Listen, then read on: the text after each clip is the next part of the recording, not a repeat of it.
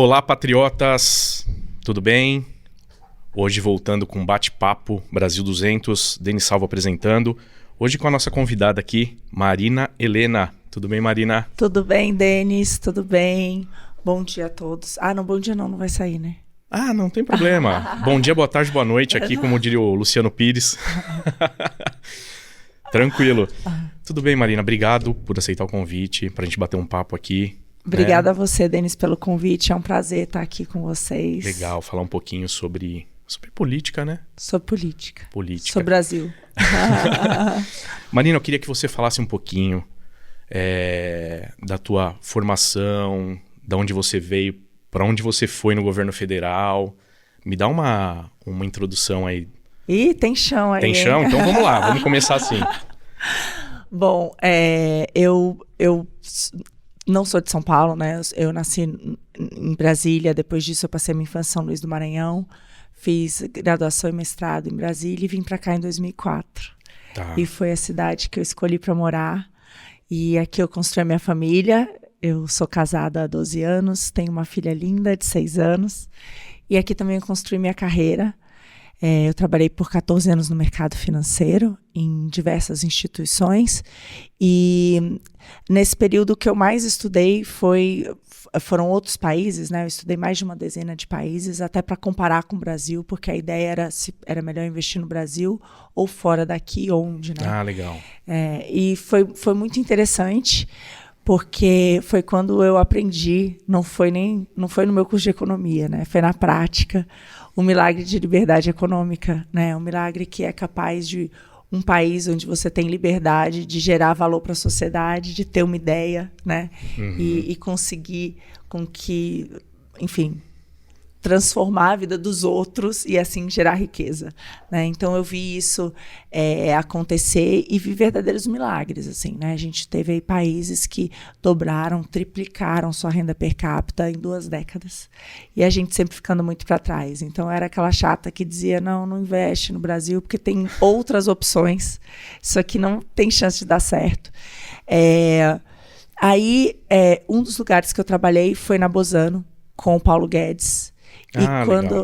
E quando ele assumiu, quando ele foi convidado para ser o ministro da Fazenda, da Economia, ele me fez o convite para trabalhar no time lá em Brasília. E não foi uma decisão simples. Eu fui até Brasília, eu ia negar, dizer que eu ajudaria daqui, como que eu poderia ajudar de São Paulo, porque minha filha era muito pequenininha, tinha 2 anos e meio só. Mas quando eu fui lá para negar, eu me senti tão covarde, Denis, tão covarde de reclamar tanto do meu sofá e ter uma primeira oportunidade de mudar as coisas e não fazer nada a respeito. Então, eu fui e chegando lá eu acabei conhecendo o Salim Matar, que era o secretário de desestatização. Perfeito. E aí eles me fizeram um convite para trabalhar na Secretaria de Desestatização. E aí eu disse, olha, você tem um legado que eu posso deixar para esse país, né? É uma oportunidade de ouro ali, Nossa. né? Para quem estudou outros países, né?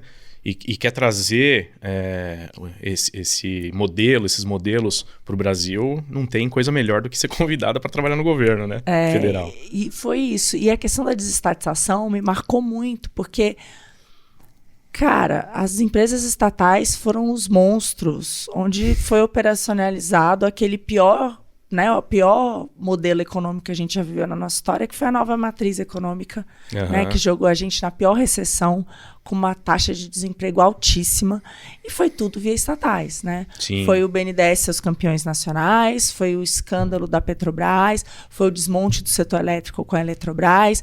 Então, assim, a gente teve uma crise por um monte de investimento e de dinheiro jogado no ralo, que culminou numa piora, né? Ficou muito claro quando a gente teve a crise logo depois, um crescimento totalmente errado, né? E muito disso foi feito via empresas estatais. Então, quando o convite foi para isso, eu falei, cara, aí tá uma chance de deixar um legado mesmo, né? Para o meu país. Então, eu fui. Então você foi lá para negar? Eu fui lá para negar e fiquei. E acabou se encantando lá e ficou. E fiquei. Legal. Porque eu senti isso, assim, um chamado grande de fazer alguma coisa né, pelo Brasil. E aí não parei mais. Tô há 4 anos. Legal. E o que foi... os desafios devem ser enormes lá, né? Nesse setor. E a dificuldade também deve ser gigantesca para você poder executar as coisas, né? Sim. O que teve de maior desafio, assim, que você falou, pô, vamos conseguir, não deu certo, ou alguma coisa que você gostaria de fazer e não conseguiu? Bom, ali eu acho que tem alguns aprendizados, sabe? Um deles, eu fui para lá, eu acho que eu não era liberal, e eu me tornei, assim, sabe? Por ver de dentro. Ali eu aprendi que quanto maior o presunto, mais moscas você atrai. Certo. Brasília é um enorme balcão de negócios. Uhum. Então, e quanto maior você tem o Estado, mais espaço você tem para que grupos se organizem, né? Interesses corporativistas, seja do setor público, seja do setor privado, para pegar um pedacinho para si. Claro, elas são muito usadas, né? Muito politicamente usadas, falando. Muito. Isso vale para todos os níveis de governo. Não estou falando só da questão das estatais. Uhum. Mas nas estatais, isso é levado à 10ª potência. Né? Por quê? Porque, primeiro, a fiscalização de uma estatal é muito menor do que você tem na administração direta. Uhum. Número 2, os valores ali são muito maiores. Pega qualquer contrato. É só ver o que aconteceu com o Petrobras. Olha só, vou te dar 2 exemplos. Né? A gente tem hoje um candidato à presidência da República que gosta de dizer que o problema do nosso combustível ser caro aqui é falta de refinaria. Pois bem, no governo Dilma, a gente teve ali um pipeline da Petrobras de investimento da ordem de 220 bilhões de dólares, tá? E eu vou te mostrar 2 desses investimentos. Em refinarias, Comperj, 13 bi de dólar, que virou sucata. Nossa. Abreu e Lima, 19 bilhões de dólares, que virou uma das refinarias mais caras do mundo, várias vezes o primeiro valor orçado. Para onde foram esses recursos, né? Para onde foram esses mais de 30 bilhões de dólares, 150 bilhões de reais? E 2 empresas que não produzem nada, né? Entendeu? Então, olha a magnitude disso. Para algum lugar foi. Parte virou sucata ali, mas isso aí, né? Que foi, a gente viu agora a devolução de 6 bilhões de reais em propina para Petrobras. Então, o que a gente vê é que tinham muitos interesses envolvidos, né? Não só a questão da corrupção, que gigante, mas também de como que esse dinheiro público, vamos dizer assim, como que o capital daquela empresa, que era uma empresa lucrativa, se transformou na mais endividada do mundo por conta desses projetos errados. Isso é importante que seja dito. Claro. A Petrobras chegou a ter 160 bilhões de dólares de dívida. Era a empresa mais endividada do mundo, uma loucura, entendeu? E quase quebrou o país com isso. Uma empresa monopólio, né, no Brasil, estatal, dando um prejuízo. É um negócio absurdo, né? E não foi só o tabelamento. Acho que isso é importante que seja dito. A questão do tabelamento de preços foi muito importante, mas teve muito investimento errado, entendeu? Por quê? Porque atendeu ali a grupos de interesse, aquela coisa, começa aqui, não termina nunca, várias vezes o preço, não sai do papel. Investimento errado proposital, né? Pô, Eletrobras é a mesma coisa. Quando a gente chegou lá, tinha um estudo de um dos investidores de Eletrobras que eles quiseram ver qual que era o valor que se perdeu na Eletrobras por investimentos errados, ineficiências, todas essas coisas. A conta, na época, era de mais de 250 bilhões de reais. Ali eles fizeram estudo em 2017. A valores de hoje, a gente está falando mais de 350 bi. Nossa. Então, assim, é esse o custo. Por isso que eu falo, essas empresas são monstros. Os valores que a gente está discutindo ali são muito altos. Então, é muito poder. É muito poder. Há centenas de bilhões do BNDES. Denis, hoje em dia, a gente tem 5 bancos públicos, né? A gente tem BNDES, Caixa Econômica, Banco do Brasil, Banco do Nordeste e Banco da Amazônia. Então, a gente parou de ter crédito subsidiado com o BNDES, mas a gente continua via Banco do Nordeste e Banco da Amazônia. Sim. O crédito no Brasil é super escasso, porque o nosso setor público, super endividado, tira toda a poupança das famílias e das empresas. Então, sobra pouco, né? Esse pouco que sobra, muitas vezes, é dado via banco público, quase metade do crédito no Brasil. Então, assim, esses caras decidem para quem dá e a que taxa. Olha o poder disso. É muito poder, né? Então, assim, estatais, né, têm um poder muito grande e por isso é onde tem mais mosca atrás. A lei das estatais ajudou a você ter regras ali de governança e não poder colocar qualquer um como um diretor, como um conselheiro de administração de uma empresa como essa. A lei das no governo Temer. No Temer. Começou no Temer. Tá. E me assustou muito, porque agora a gente teve essa discussão de preço de energia e o presidente da Câmara veio com a brilhante ideia, vamos revogar a lei das estatais. Meus cabelos caíram em todos, assim, porque eu disse, gente, não é possível que a gente tenha esse risco de andar tão para trás, assim, entendeu? E eu vejo que a sociedade talvez nem se dê conta de quão criminoso pode ser a gente revogar uma lei como essa, entendeu? Por tudo que a gente viveu num passado tão recente. Então, aquilo ali ajuda a dar regras de governança. Mas se você me perguntar assim, blinda? Não blinda. Não, né? mas já é pelo menos um recurso para evitar, começar a evitar. Que ajuda. Perfeito. Então, é muito importante, tem que continuar, né? E a gente viu o que aconteceu. Bem ou mal, essas empresas estavam dando um enorme prejuízo, né? Agora a gente está falando de 180 bilhões, pega todas as empresas de lucro. Por quê? Uma gestão que seja uma gestão de empresa, né? Uma gestão independente, que não seja utilizar aquilo para favorecer os amigos do rei, né? Para beneficiar alguns grupos de interesse. Então, o que eu aprendi em Brasília da dificuldade é essa, assim, privatização talvez seja a pauta mais difícil do Brasil, né? Por isso. Porque o que tem ali tem muito poder. E, em segundo lugar, é isso. Não só na privatização, em tudo você tem ali muitos interesses envolvidos. É um grande balcão de negócios. Então, para mim, hoje em dia, você perguntar, o que resolveria o Brasil? Diminuir esse Estado. Pelo amor de Deus, tira ele do cangote da gente. Deixa as pessoas prosperarem, empreenderem, terem sua vida, gastarem os seus recursos, não dá mais, porque aquilo ali é dominado, entendeu? Perfeito, falando até nos bancos públicos, os empréstimos, né, para os campeões nacionais, imagina se isso fosse distribuído de outra forma para os pequenos empresários, né? Quanto nós teríamos crescido nesse período aí dos governos anteriores, né? Então, isso é importantíssimo salientar também, né? Sem dúvida. Agora, eu fico com medo, entendeu? Porque é o banco ser público e é ele que tem que estimular o micro e pequeno empreendedor, que é quem mais gera recursos nesse país. Eu vejo que o melhor não seria ter banco público. O melhor era a gente ter um governo que não gastasse tanto, né? Que não se endividasse tanto, porque o que a gente veio, qual que seria a melhor forma, que eu concordo com você, eu acho que um dos grandes motivos do Brasil não crescer é um Estado que gasta muito. Aí às vezes a gente fala, por isso que é importante a responsabilidade fiscal. Ai, que coisa chata. Não é, cara. Que se você não toma conta das suas contas, acabou. E isso vale pro Estado. Então a gente teve aí, há 40 anos, primeiro a gente teve a hiperinflação, né? Era lá a remarcação de preço ali. Peguei esse período. Você já entrou no supermercado, saiu correndo pra botar tudo dentro do carrinho? Era assim na minha infância. Porque os caras vinham remarcando, você tinha que pegar antes ali, né? Uma loucura, entendeu? A gente viveu aquilo. Depois disso, um aumento absurdo de impostos. Desde o governo Fernando Henrique. Depois da estabilização, a gente teve um aumento muito grande de impostos, né? Ali no Fernando Henrique, depois no Lula. E depois um endividamento altíssimo. Por quê? Porque sempre é um governo que quer gastar mais e mais e mais. E quando eu falo governo, fica parecendo que é o executivo. Não. Principalmente o legislativo. O legislativo está ali. Quem manda no Brasil, de fato, é o legislativo.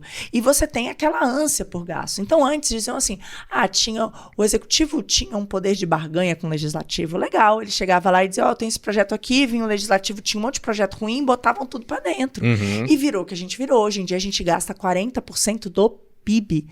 40% de tudo que a gente produz é o governo que tira... Se gasta com a própria estrutura do governo. E devolve, e muitas vezes com a sua própria estrutura, sem gerar nenhum valor para a sociedade. Sim. Então, isso atravanca a gente de uma maneira inacreditável. Então, quando a gente pensa no microempreendedor, uma das coisas que trouxe esse milagre de países que conseguiram dobrar, triplicar a sua renda, é o quê? É o crédito. E o crédito barato, porque ele permite que alguém que tem uma grande ideia se alavanque aquela ideia. Né? Então, a gente teve... E como é que se faz isso? Isso é feito com uma taxa de juros baixa. Exato. E é impossível a gente ter essa taxa de juros baixa com a dívida que a gente tem. Então, o Brasil hoje tem a pior combinação de dívida e juros do mundo. entendeu? Por quê? Porque é um Estado que gasta demais. Então, a partir do momento que isso fosse controlado, como aconteceu com o teto de gastos? Olha a lindeza que foi aquilo. O teto Mudou de gastos tudo, né? Mudou, porque antes mesmo de você cortar gastos, todo mundo olhou e disse assim, não, tudo bem, esses caras não vão continuar gastando que nem loucos, em algum momento essa dívida pode ser paga, então não há risco de não ser paga. E a gente viu, teve um colapso das taxas de juros. As taxas de juros longas vieram de 15% para 5%. Então, a 5%, todos os bancos iam começar a ter um monte de mais bancos, mais crédito de todas as formas para as pequenas empresas. Então, assim, você vê, a gente precisa de banco público porque a gente precisa de uma taxa baixa para pequena empresa. Essa é a retórica, né? Essa é a retórica. A gente precisa ter crédito baixo para pessoas físicas. A gente precisa cuidar dos pequenos que não têm... Por que o crédito é caro? Porque o governo gasta muito. E no final das contas, você vai pegar esses bancos aí e ver onde é que estão os empréstimos. Está muito para empresa grande. Sim, exato. Então, assim, é uma falácia absurda, entendeu? Que não tem tamanho. E o próprio mercado se regula, você não precisa ter um banco público para regular isso, né? Exato, o próprio mercado vai. Agora, o que mais interfere no crédito? A taxa de juros básica da economia. E o que essa taxa de juros determina? Determina por inflação e por responsabilidade fiscal. E as duas coisas, no Brasil, sempre estiveram ligadas à mesma coisa, os gastos públicos. Então, no limite, a taxa de juros depende dos gastos públicos. Então, se a gente tem esse governo gastador, que não gera nada de produtividade, pelo contrário, que faz investimentos como esses e torra o dinheiro dessa maneira, é péssimo. Então, assim, a gente tem... Eu acho que o fato do Brasil não crescer está totalmente ligado a esse Estado gigantesco. Perfeito. Cita para mim, você falou do estudo dos países, né, Marina? Qual que é o teu país modelo para implementar no Brasil? Nossa, tem tanto país incrível. Muitos mesmo, assim, sei lá. Aqui na América Latina a gente tem o Chile, né? Que agora, infelizmente, está tomando um curso muito ruim. Isso que eu ia falar agora. Mas que foi a Suíça da América Latina, sem dúvida, né? A gente teve um estado muito mais eficiente, né? Então você olha assim, índices de pobreza caíram absurdamente, crescimento da renda aumentou muito, escolaridade e qualidade da educação elevada, né? Eles têm mais modelos que eu chamo da privatização da educação, que é você deixar o pai ter o direito de escolha, né? Então você ter mais bolsas, você ter mais parcerias público-privadas, então você tem um setor público mais eficiente também, porque tem mais essas parcerias, né? Não é operacionalizado pelo Estado, que eu acho que é uma coisa que é muito importante.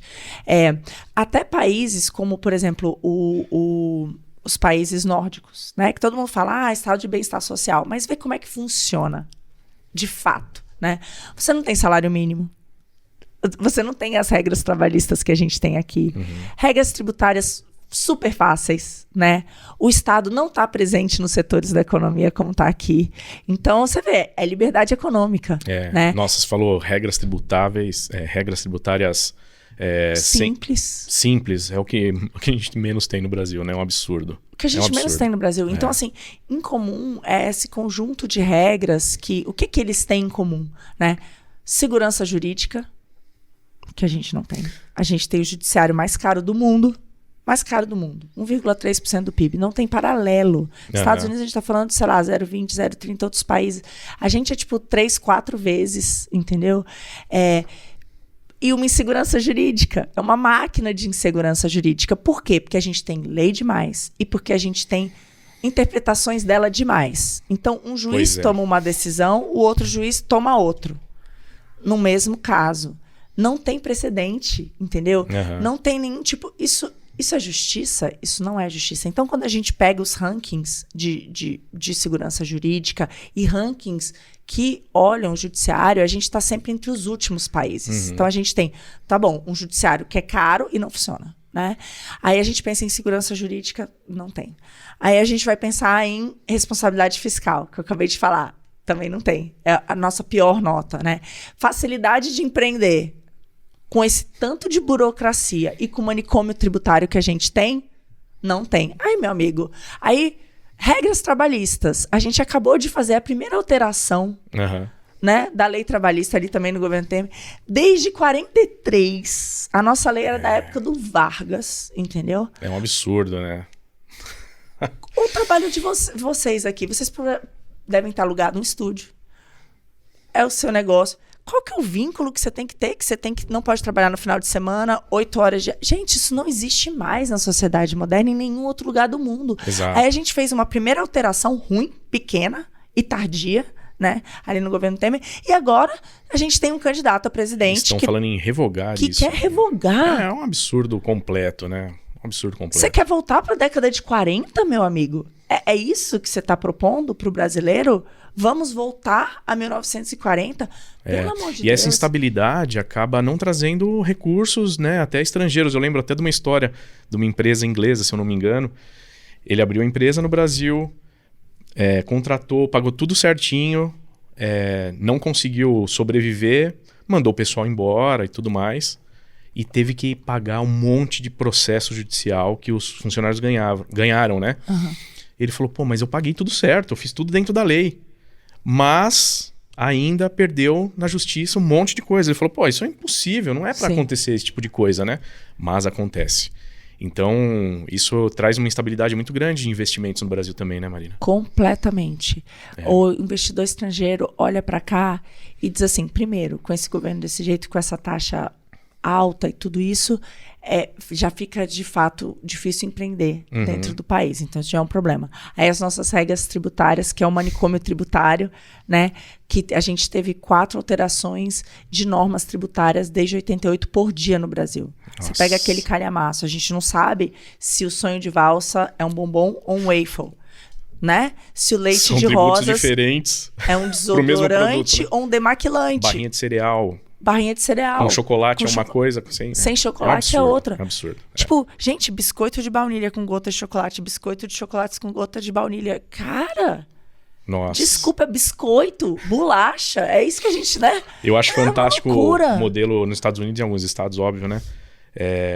Tá lá no caixa. O produto custa $100. Quanto que imposto? $100. Imposto 6%, 106, você paga... Acabou. Pronto, os $6 foi pro imposto, pro governo, e o 100 acabou. Aqui, ponto. O mesmo 100, 50 vai pro governo, né? Então tudo custa o dobro. E é tudo em cima, um tributo em cima do outro, é um negócio absurdo, né? Um tributo em cima do outro. Você não sabe quanto custa no final, porque você compra no supermercado, mas quanto é que é o imposto da energia, do trabalhista do caixa que te atende. Exato. Então, assim, quando a gente soma tudo isso, os números estão aí. Quem é pobre hoje no Brasil, quem ganha até 2 salários mínimos no Brasil, quem ganha até R$2.500, hoje no Brasil, metade da sua renda é imposto. Porque é esse imposto perverso sobre o consumo, que é uma loucura, entendeu? Então, a gente, além de tudo, quem sustenta esse Estado medonho, né? Quem sustenta esse Estado medonho, muitas vezes, é a população de baixa renda. Mais pobre, com então, certeza. assim, fica esse discurso de que o Estado vai ajudar na justiça social, vai igualar oportunidades. Como assim, meu amigo? A gente está entre os 10 países mais violentos do mundo. A nossa educação é uma máquina de analfabetismo funcional. 5% dos alunos saem do ensino fundamental e entendem o que é 5%. Ou seja, é verdade. Era melhor ele estar em casa, lendo qualquer coisa. Fazendo joguinho, entendeu? Do que passar 15 anos numa escola. E achar que sabe alguma coisa ainda, né? Sair formado, vai. Né? Exato. Absurdo. Então, assim, não dá pra ser assim. Então, assim, não é. Por quê? Porque ele retira dos mais pobres e devolve o quê?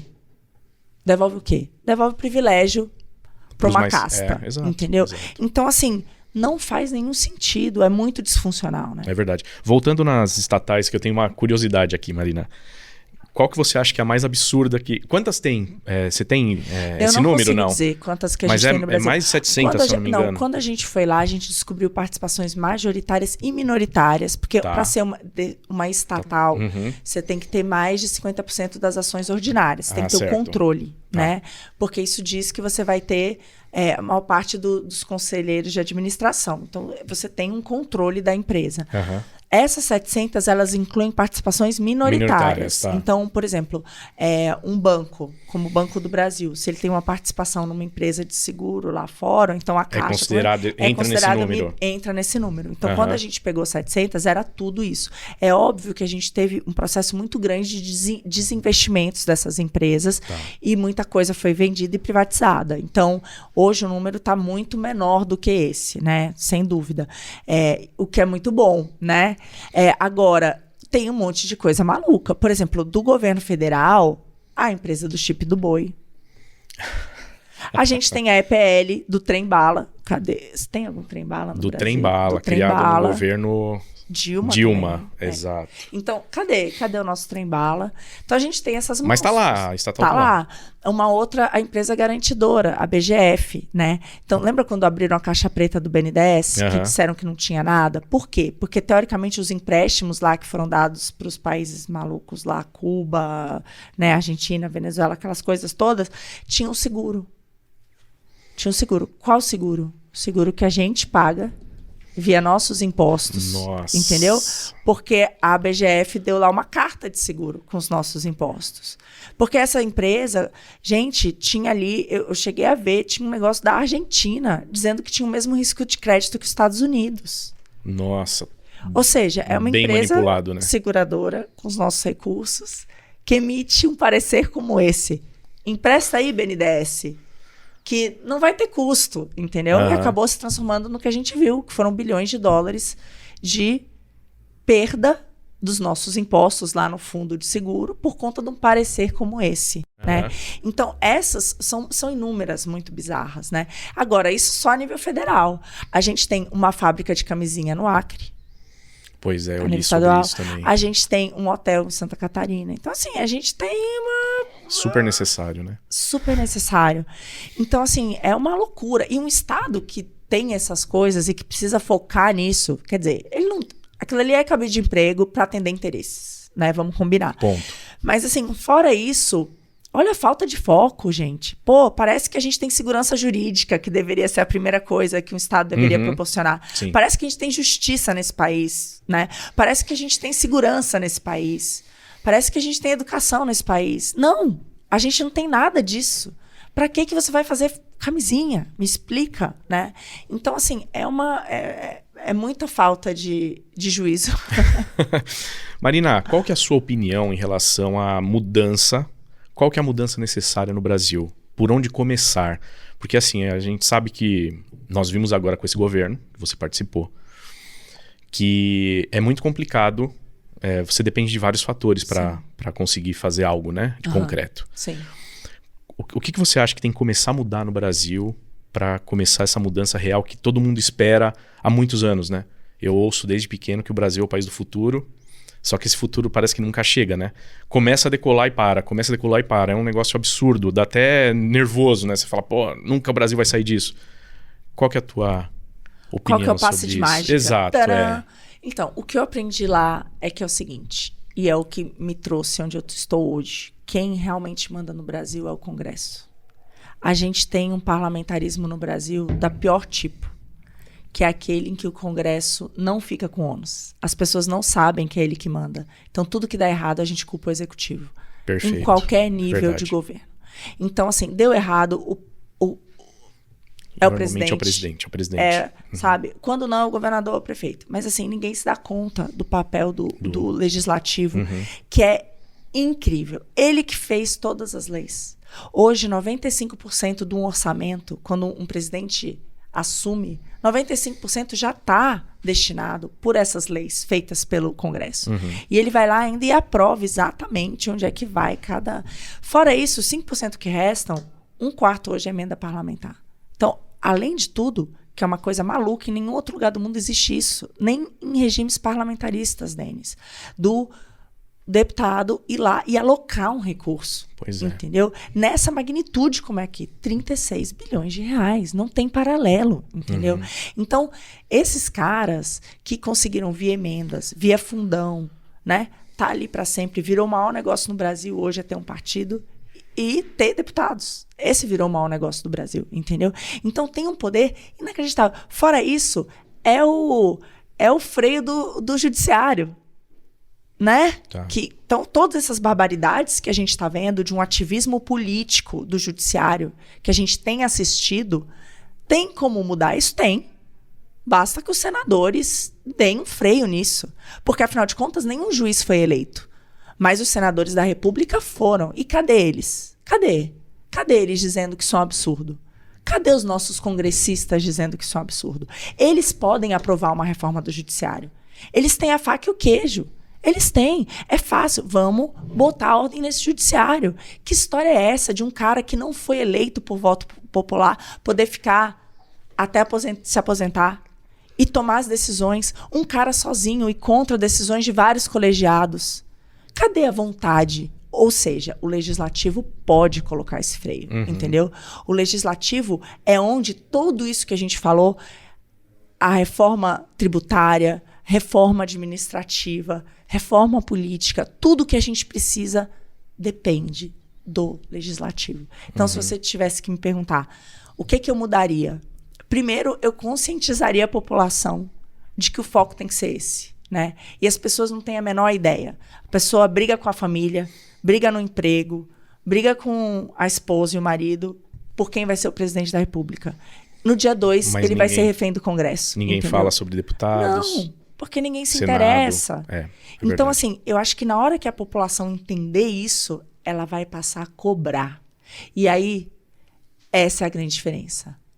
Qual a grande diferença entre países que deram certo e que deram errado? É uma população consciente, que se interessa. Isso aqui que você está fazendo. Você está fazendo um programa de entrevistas, trazendo pessoas e propostas para o país. A gente precisa de mais e mais coisas assim. Claro, um envolvimento maior da população, né? Envolvimento Melhorou maior muito, da eu acho, população. já, né? Não sei se você tem essa concepção também. Mas era muito pior antes, né? Antes acho que o pessoal nem se interessava muito por política, né? Se fala muito mais, né? Em política. Então, acho que isso o Brasil está dando um passo até grande aí. Ninguém sabe escalar talvez o time, mas sabe os 11 ministros do STF. Pois é, isso é maravilhoso, né? Eu quero que eles saibam escalar os 513 deputados e 81 senadores. No dia que a gente souber escalar os 513 deputados e os 81 senadores, Denis, sinceramente, que a população souber, pelo menos do seu estado, no dia, sabe, assim, Claro, no dia que isso claro. fizer, pelo menos o que você votou, você acompanhar essa pessoa e cobrar dela. Se a gente tiver esse tipo de consciência, aí, cara, aí mudou o jogo, entendeu? É verdade. Então, eu acho sim que a gente teve um avanço. Eu acho que essa questão toda, bem ou mal, das mídias sociais, né? Sim, ajudou bastante, que né? ajudou também. O acesso à informação. O acesso né? à informação, que antes era um tipo só. Isso aqui era impossível de fazer antes, Impossível né? de onde fazer. Onde você ia veicular e tudo mais. Então, Impossível. Então, eu ajuda concordo muito. com você. Eu acho que isso ajuda. Você tocou num ponto que eu queria chegar. Sobre a Constituição. Do jeito que está hoje a Constituição, a gente tem um looping ali no Senado com o Judiciário, né? Meio que fica meio que um looping infinito de um protege o outro. Sim. Você vê uma outra alternativa a não ser mudar a Constituição para resolver esse problema? Não, a gente tem tudo que está aí, né? A gente tem que acabar com o foro privilegiado. E eu acho que a gente poderia sim. Eu acho que essa questão de ter mandatos fixos para os ministros, né, do STF é importante. Eu acho que a gente tinha que ter uma corte constitucional. Perfeito. Né? Eles vão cuidar da Constituição. É impossível que sejam, vamos supor, o Senado que vai julgar os ministros do STF que julgam se eles vão ser presos ou não. Que absurdo. Então, por isso que eu falo, tem que tirar o foro privilegiado. Ou que quem vai julgar os processos políticos seja outro fórum. Não seja os mesmos que podem os políticos destituírem. Um pode destituir o outro. Então, é o STF que pode, né, de fato, tirar um deputado ou senador por algum crime que seja cometido. E são esses que podem tirar o STF se ele estiver avançando, estiver fazendo um ativismo político. Perfeito. Hoje é impossível você tirar um deputado via, por exemplo, o povo. Que votou nele. Então, por isso que, assim, para mim, a maior reforma de todas é a reforma política. Né? Tá. E aí eu acredito que a gente tem que trazer um grande ponto, seria o voto distrital e o recall, entendeu? Perfeito. Porque aí você tem, aí pronto. Aí aproxima os candidatos dos seus eleitores, eles vão cobrar né, É dos seus eleitos. Verdade. Outra coisa, a disputa vai ser naquela regiãozinha. Então, o cara que perder vai ser o maior fiscalizador de todos. Aqueles que perderam vão ser os primeiros a fiscalizar quem está lá. Então muda. E outra coisa, a gente descentraliza o poder e volta a falar de federalismo. Por quê? Porque esse cara ele vai estar próximo daqueles problemas. E ele vai começar a ver que não faz nenhum sentido tudo ser decidido pelo burocrata atrás da mesa lá em Brasília, como é hoje. Entendeu? Porque ele está perto da população. Perfeito. Ele entende quais são as dificuldades. E ele vai querer resolver aquele problema. Então a gente talvez tenha mais federalismo. E aí começa tudo. Não pode ter uma arbitrariedade dessa do juiz. E aí você consegue mudar essas coisas. Então, de novo, a gente está falando da mesma coisa. É a população voltar a ser representada pelo Congresso e assim fazer essas mudanças que a gente precisa. Que entendeu? Seria o básico, né? Mas o que não acontece mais. Né? Seria o básico. Seria o básico. Exato. Marina, vamos falar um pouquinho do Congresso, né? Qual que é a tua ideia, qual que é a tua bandeira hoje para entrar no Congresso Nacional? Bom, eu sou candidata a deputada federal por São Paulo. Uhum. E ao ver tudo isso, eu senti que era onde eu deveria estar, né? Tá. Se a gente pegar desde o meu mestrado, todo o período que eu passei no setor privado, estudando políticas públicas, depois a nível federal, ter participado. Depois eu fui CEO do Instituto Millennium e a gente estudou, né, a gente produziu 9 artigos sobre políticas públicas de diferentes setores, sobre reforma do judiciário, Legal. sobre educação, sobre as distorções que a gente tem das emendas, do fundão, sobre responsabilidade fiscal, os mais diversos temas, né? E enquanto eu estive à frente do Instituto por pessoas incríveis, renomadas especialistas, você não precisa saber de tudo, mas você precisa ir atrás, né, de quem entende e buscar essas soluções. Então, assim, eu vi durante tudo isso que o diagnóstico e as soluções estão aí, Denis. É isso aqui que a gente está falando. Você está falando comigo, mas outros vão trazer o mesmo. O que falta é gente com a caneta que queira fazer essa mudança. É verdade. Entendeu? Então, eu voltei de Brasília convencida. Gente, as pessoas precisam entrar na política, né? A gente agora, não sei se vocês viram, mas está saindo aí. Pô, o Kid Bengala vai ser candidato. Pô, eu pensei que fosse meme aquilo. Não, não é meme, é real. A gente elegeu um Tiririca, e não só um Tiririca. O Tiririca elegeu mais 3. Entendeu? Então, assim, é uma loucura o que a gente tem hoje em relação enfim, o que as pessoas que estão querendo nos representar. Então, eu não me via representada. Entendeu? O ano que eu passei em Brasília, eu vi aquilo ali e disse, eu não estou representada aqui. Então, eu preciso disso. Então, foi o que me fez e me motivou a tomar essa decisão e dizer, bom, vamos lá, vamos pegar a caneta e escrever uma nova história. Perfeito. E seguindo a linha até do que você falou, né, Marina? O legislativo é o mais importante para a tomada de decisão, para a mudança no país mesmo, né? Então, temos que ter mais pessoas capacitadas para entrar aí no Congresso. Legal. Deixa eu falar um pouquinho, está pelo Partido Novo, né? Partido Novo, isso. Eu sempre gostei muito do Partido Novo, a gente até teve uma conversinha aqui antes, né? Minha pergunta o Partido Novo foca sempre na economia de recursos públicos e tudo mais, né? E eu fico pensando, você tem a mesma arma do que quem usa todo o recurso para poder trabalhar da mesma forma que o pessoal trabalha, de quem usa, de assessores, de tudo mais? Qual que é a tua opinião sobre isso? Então, acho que o pior ponto que a gente não tem começa antes, para ser eleito. Tá. Que é a questão da não utilizar fundo eleitoral e fundo partidário. Também já é um ponto que você fica, acho que, para trás, né? Assim, é muito diferente. Hoje, o teto que um deputado federal tem para gastar é 3 milhões e 100. Tá. Vamos fazer uma conta que os 513 congressistas, os novos já não vão usar, mas que os cerca de 500 lá utilizem o teto, a gente está falando de 1,5 bilhão. Ainda sobra mais, né? Até quase 5 bilhões, ainda sobra uma dinheirama infinita para senadores, porque isso foi de fato o que aconteceu, Denis. Em 2018, eu fiz um paper sobre isso. A gente estudou qual foi a alocação desses recursos. E você teve uma alocação para candidatos à reeleição em cerca de R$1 milhão para cada. Para os candidatos novatos, R$90 mil. Então, essa ideia de que o fundão veio para democratizar o acesso ao poder é balela. Na verdade, o cacique partidário decide quem que vai receber e ponto, entendeu? Então eu acho que é um mecanismo muito perverso da gente não ter renovação, de manter aqueles mesmos lá, né? Então eu acho que isso é muito ruim para a democracia, é o contrário, né? E analisando como outros países funcionam, um dos que eu achei mais interessantes foi o exemplo alemão.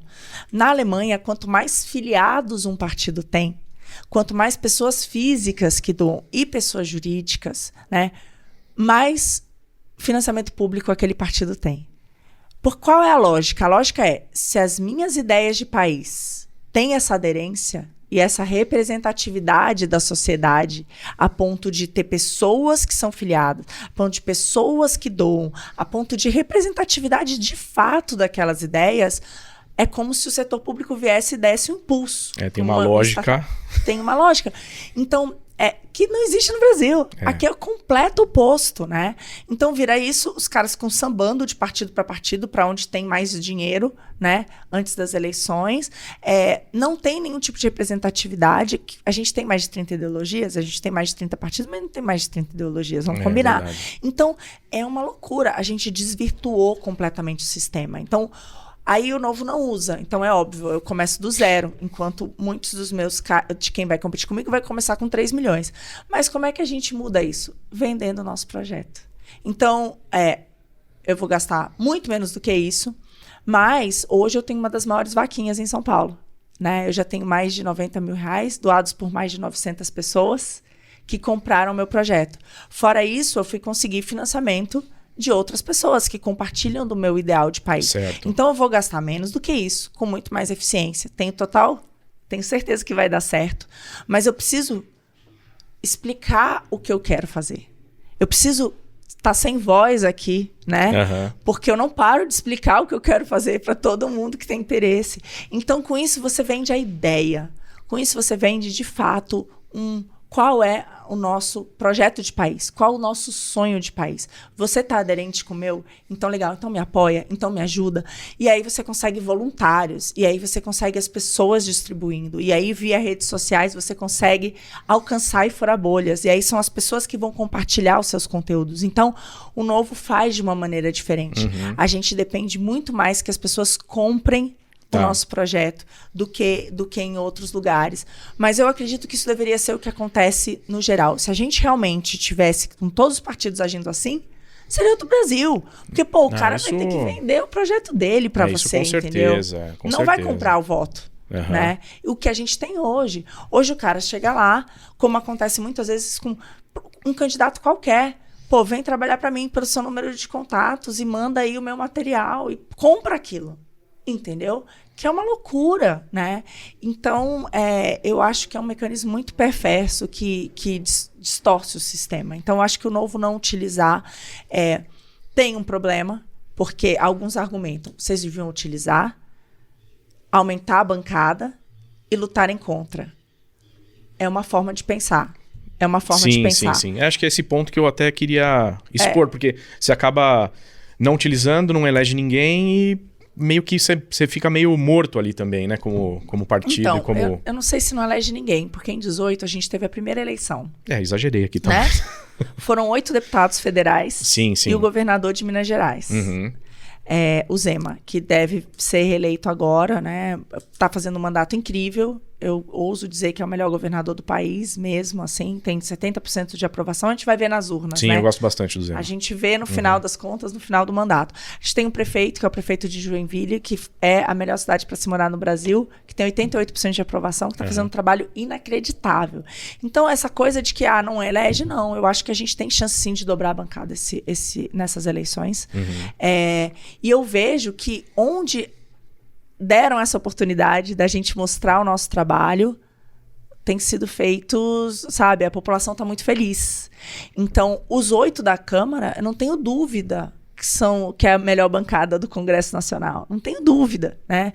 Então, o trabalho que eles têm feito. Uma coisa é como eles votaram, outra coisa é como esses caras barraram de projeto ruim nas comissões. Uma coisa inacreditável que esses caras fizeram, né? Então, e só 8, hein? Então, assim, eu vejo o trabalho... Eu lembro a reforma administrativa, Denis. Na reforma administrativa, o Mitrô estava na comissão da reforma administrativa. Na hora de assinar pela reforma administrativa na Câmara, 7 dos 8 deputados do Novo assumiram 11 das posições, porque nenhum deputado teve coragem. Agora, no piso da enfermagem, foram eles que foram contra. Agora está acontecendo aí demissão em massa nas santas casas, né? Um monte de hospital, casa de idosos vão fechar. Nossa, isso é um absurdo, né? Então, por quê? Porque não tem ninguém que tenha coragem de dizer a realidade, que aquilo ali vai piorar a vida dos enfermeiros, dos técnicos de enfermagem e da população.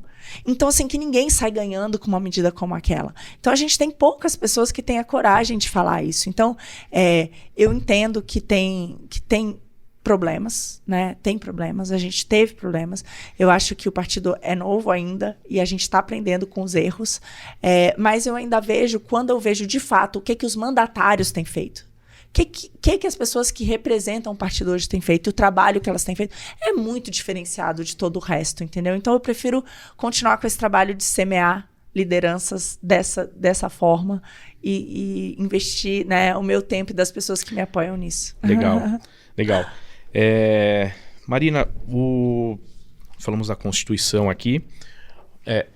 Você vê que seria uma forma de mudança, uma reformulação da Constituição, uma nova Constituição, ou não? Não, isso seria incrível, mas quem vai fazer isso? Pelo amor de Deus, que não o Congresso que está lá hoje. Senão a gente está correndo o risco de ser igual ao Chile, né? O Chile vai vir agora, eles vão ter o plebiscito da nova Constituição. Nossa, mas eles estão fazendo o inverso, né? Eles estão piorando mas tudo, o que eu quero dizer é isso, o risco que a gente corre de... Tá, você acha que tem que ter uma mudança primeiro? Eu acho que a mudança, por isso que eu falo, talvez a reforma política seja o ideal antes. As pessoas se conscientizarem, pelo menos. O ideal seria que a reforma da Constituição fosse feita por uma corte constitucional, não pelos que estão lá. Né? Perfeito. Então, vamos estudar o que deu certo e errado em outros lugares e vamos chegar num conjunto de normas aqui. O meu receio é que vai ter um monte de ideia populista, tá lá na Constituição, que toda criança tem direito a uma educação pública de qualidade. E aí? Cadê, né? E cadê? Então, assim, tá tudo lá. E cadê? Então, assim, não é só a regra que vai fazer com que a coisa aconteça. É isso que eu quero dizer, Denis. A gente tem um excesso delas que trava demais. E não é porque tá a lei. Você digita sobre qualquer coisa, coloca na internet, vai ter uma lei a respeito. Então, assim, não é isso que resolve, entendeu? São as famosas leis que não pegam, né, no Brasil, né? Que não pegam. Tá aqui na lei, tá, mas não tem vaga, mas não tem como fazer. Concordo com você, a nossa Constituição tá errada. Teria que ser completamente reformulada. O ideal é que ela fosse extremamente simplificada, que a gente olhasse ali a Constituição dos Estados Unidos, né? E as suas parcas folhas e tivesse tudo certo, né? Vamos preservar o direito à vida, à propriedade e à liberdade e pronto. E pronto. E aí vamos deixar que os municípios e os estados vão regulando a sua vida de acordo com as notícias, com as necessidades daquelas pessoas. Então, isso para mim, como é que isso seria possível? Então, aí eu volto à questão do voto distrital, da gente mudar o parlamento. Se a gente tem um parlamento, né, mais consciente, a gente vai ter um revogaço de tudo isso, a gente vai ter muita reforma, a gente consegue mudar e reformular isso, entendeu? Então, é o que eu vejo. Eu tenho medo de, nesse momento, com o Congresso que está lá, como sairia a nossa nova Constituição, entendeu? Não sei. É temerário mesmo. É temerário. Marina, queria que você deixasse o seu contato, seu Instagram, pra gente colocar aqui na tela o pessoal te seguir. Oba, por favor. Marina Helena BR. Marina Helena com H, BR de Brasil. Marina Helena BR, @Marina Helena BR. Eu tô em todas as redes sociais. TikTok? Principal é o Instagram, mas eu tô no TikTok também. E é muito legal, porque eu não faço dancinha. Eu faço curtos vídeos falando de tudo isso que a gente conversou aqui. Legal. E alguns viralizaram, e por isso eu acho que tem muita aceitação hoje se falar de economia e de política de maneira madura, com uma linguagem simples, não precisa ser complicado. E eu faço isso ali, eu tento falar sobre economia e política de maneira muito fácil. Então, me sigam, por favor. E lá vão ter todos os outros dados, né, que vocês precisam para me acompanhar, para procurar mais informações sobre quem eu sou e o que eu proponho. Então, seria incrível. Eu vou deixar meu site também, que é www.marinahelenabr.com.br. .com.br, lá também tem muitas informações. E se você gostou, ajude, adota um candidato aí para mudar o Brasil. Legal, Marina. Eu queria te agradecer imensamente pelo bate-papo aqui. Obrigada a você, Denis. Olha, é um prazerzão estar aqui. Muito feliz de saber que vocês voltaram com o podcast e vão trazer tanta gente boa aqui. Pois é, a nossa proposta, né? Eu estava conversando um pouquinho antes, é trazer várias ideias, né? Sempre com o mesmo objetivo que o Instituto tem, né? Uhum. É isso que a gente quer trazer. Mas várias ideias, pessoas boas para o Brasil. Nosso objetivo é esse, né? Não é ficar fazendo muita política, né? E trazer uma abrangência maior de ideias, né? Então foi excelente o nosso papo aqui. Aprendi bastante aqui sobre privatização. Vamos privatizar tudo, Denis. Vamos privatizar tudo. Vamos acabar com as estatais, né?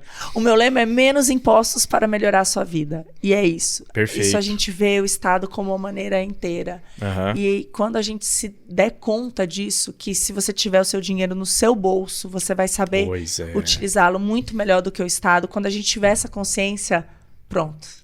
Perfeito. Mudou. Maravilhoso. Marina, muito obrigado. Um beijo enorme. Muito obrigada a todos aqui que participaram. Legal. E queria agradecer a Luciana Canuto, que foi o nosso contato aí. Um beijão para a Luciana. E o Jorge Niemeyer também, né? Que a gente está no grupo lá. Que ele legal. Mandou. Um beijo para o Jorge também. E trazendo o pessoal. Obrigado, pessoal. Obrigado por assistir. Até o próximo programa. E se inscrevam no canal. Compartilhem, né? Se inscrevam, compartilhem. É isso aí. Divulguem. Obrigado, Marina. Obrigada a você.